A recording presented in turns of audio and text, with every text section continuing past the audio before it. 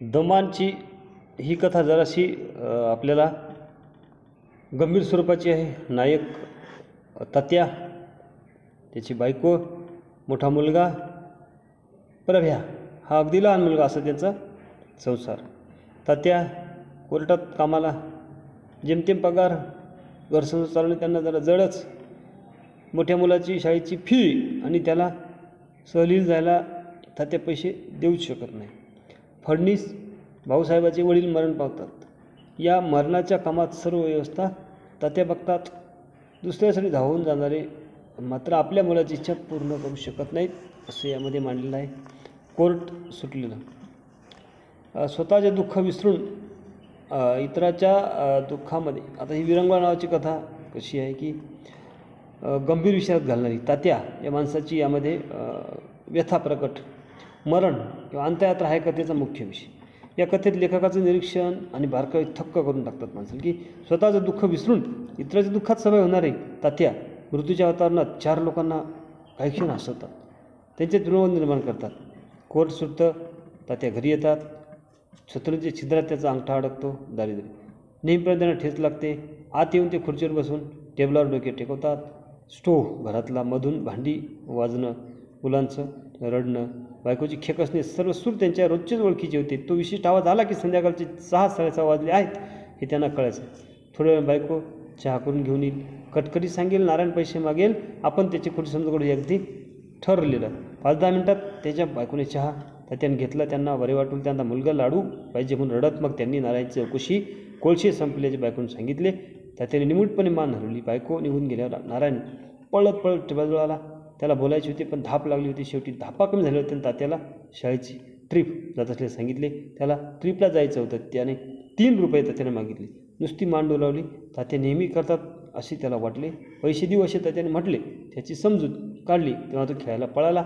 नारायणची फाटलेली चड्डी जी आहे ते पाहून हे जे तात्या आहेत अगदी ते उदास व्हायला लागतात. तात्या बराच वेळ खुर्चीत बसून डोळे दुखत भनभनत थोड्याने त्यांना अहो तात्या असे हाक ऐकू आले. देशपांडे काका त्यांच्याकडे आलेले. ते कचेरीत होते मामलेदार. फडणवीस भाऊसाहेबांचे ते भाऊसाहेब वडील वारले देशपांडेंनी तात्यांना सांगितले. फडणवीस इथे नवीन गृहस्थ, त्यामुळे त्यांच्या ओळखीपळखी नव्हत्या. माणसं मिळणे कठीण होतं. तात्या म्हणाले की कचेरीतले माणसे आहेत. देशपांडे म्हणाले नाही, तशी माणसं आहेत पण माहितगार नाहीत कोणी. तुमचे जोशी वकील साहेब म्हणाले तात्यांना बोलवा म्हणजे काळजी. हे ऐकून तात्या एकदम उठूनच उभे राहिले. त्यांनी डोळे चमकले. अंगात जोम आला. त्यांनी देशपांडेला समोर पाठवले आणि ते मागवून येतो असं म्हणाले. देशपांडे गेले निघून. तात्याची लगबग आता सुरू झालेली.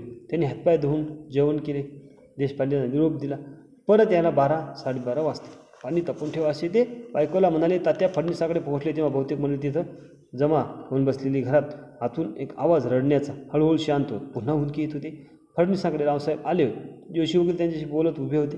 तात्या येताच जोशींनी तात्यांची ओळख रावसाहेबांची करून दिली. तात्या म्हणाले माझं आपलं तत्त्व आहे. रावसाहेब अशा वेळेला कधी नाही म्हणायचं नाही. मरणाच्या या कामात तात्या एकदम दर्दी. त्यांच्याकडून काही चूक व्हायचीच नाही. त्याच्यानी मग सगळी सूत्रे आपल्या हातात घेतली. जोशींना ते म्हणाले की खर्चाचे 40-50 रुपये लागतील, जसे लागतील तसे द्या. तात्याने मग समाधान पाठवले. एका वकिलाला लाकडा आणायला सांगितले. एकाला म्युन्सिपाल्टीत पास करायला सांगितले. येताना भटजीला निरोप द्या असेही सांगितले. दुसऱ्याला बत्ती यायला सांगितले. घरच्या जेवणाची व्यवस्था आहे की नाही याची चौकशी केली. या कामामध्ये तात्या एकदम एक्सपर्ट. बारीक सारीक गोष्टी त्यांनी लक्ष घातले. जोशी म्हणाले की हे सुद्धा शास्त्रच आहे म्हणा की. तात्यांनी मान डोलावली. हे शास्त्रच आहे असे ते म्हणाले. मग बोलायच्या वगैरे त्यांनी एक घडलेला प्रसंग सांगितला की कुणीतरी एक म्हातारी मेली. तात्या ती जरा उशिरा पोहोचले.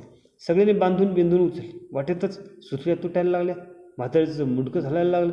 रामभाऊ तात्याला म्हणाले तात्या म्हातारी मान हलवते, नग नग नग मला म्हणते. मग तात्याने गाडी जोरात पळवायला सांगितली. तात्याने या प्रसंगावर सगळ्याच प्रसंगाला शुभे इत्यादी देताना हसले. एकदा तात्या आणि दोघे तिघे सामान घेऊन चालले मर्तिकाचं. तर वाटेत चहा घ्यायला थांबले. हॉटेलसमोर ठेवले होते सामान, ते ठेवले. चहा पिऊन गप्पा मारण्यात अर्धा पाऊण तास झाला. मग तात्या येऊन पाहतात तर तिथं 100-150 लोक जमा. हॉटेलात कोण मेलं म्हणणे. पुन्हा खसखस. एकदा तर प्रेत यात्रेच्या वेळेस पाऊस आला. खांदेकरी चिखलात घसरत गेले. एक पैलवान मेला तर त्याला उचलायला 8-8 माणसे लागली होती. तात्यांनी सगळ्यांना अर्धा तास अगदी गुंगवून ठेवले, हसवून ठेवत होते. तेवढ्यात एक जण बत्त्या घेऊन आला. सगळ्यांना सूचनातीत कामे करून घेत होते. विधी पूर्ण झाले. अंत्ययात्रा निघाली. स्मशानात पोचेपर्यंत त्याचे 11 वाजले. पलीकडच्या बाजूला सरपणाचा ढीग पडला होता. तात्याने झप जाऊन लाकडी उचकटली. नंतर चितेची जागा निश्चित झाली. दोघा चौघांना घेऊन त्यांनी चिता रचली. त्यानंतर अग्नी देण्यामध्ये आला. जोशी जे वकील आहेत ते जोशी वकील रॉकेल ओतू लागले. तात्या म्हणाले की खालच्या बाजूला रॉकेल टाका. तात्याने मग सफाईने कामं आटोपली. चिता पेटल्यावर तात्यांनी पान तंबाखू बिडी वाटप केली. चितीतून 1-2 लाकडं ढासळली, पण भटजीचा तात्यावर विश्वास. चितेतील आणखी लाकडे ढासळणार याची तात्याला खात्री होती. पण 1-2दा असं घडल्याचे तात्याने सांगितले.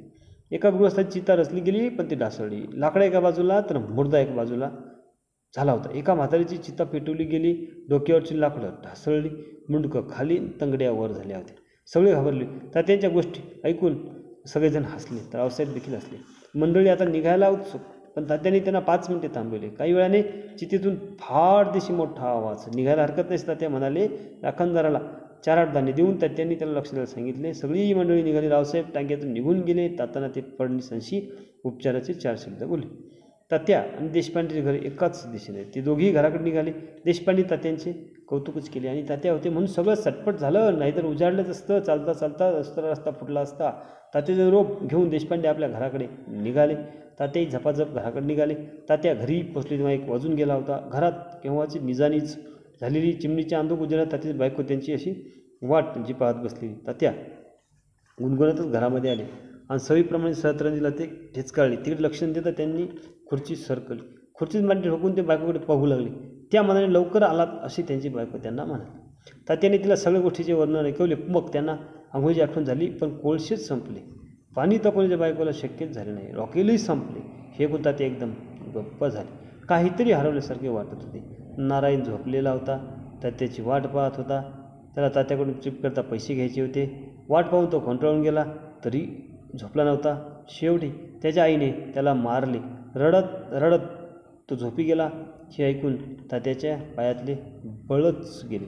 डोके पुन्हा भणभणू लागले.